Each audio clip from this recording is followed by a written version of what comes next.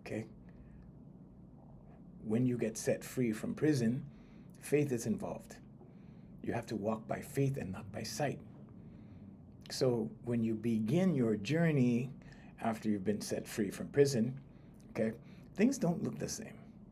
Things are never the same once you get set free. Okay, you can never look at things the same again.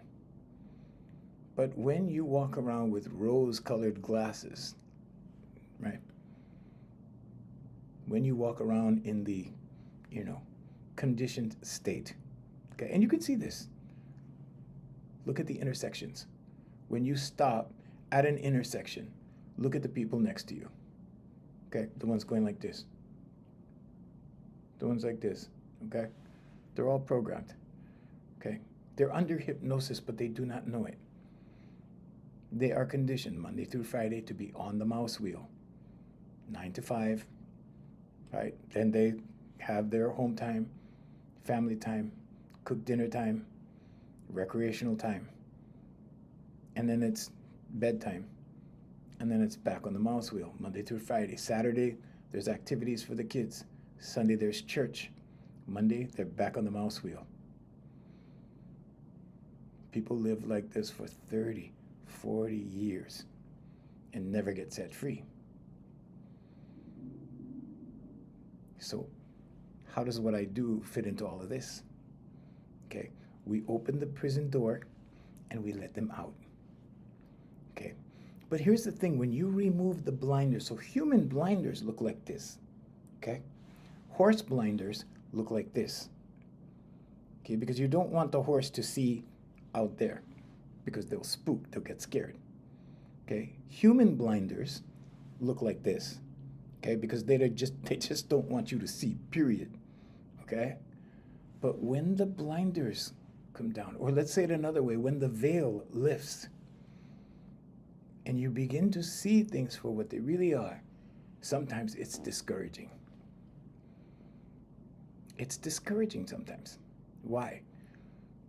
Because you've been led to believe that things are like this. And then you find out, no, things are not like this. Things are like that, right? And you go, oh my God, everything is upside down and backwards. Okay? So when the blinders come off, sometimes it's temporary, and then they go back. And they come off, and then they go back.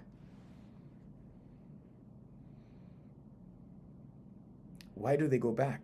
Because you have a calendar to follow. Because you have a clock to follow. Because you go back to work and you clock in, and then you clock out. Because you have appointments. Because we have a real world, an organized society. So then the mouse wheel is necessary. Good morning, guys. Good morning. Good morning, Andrea.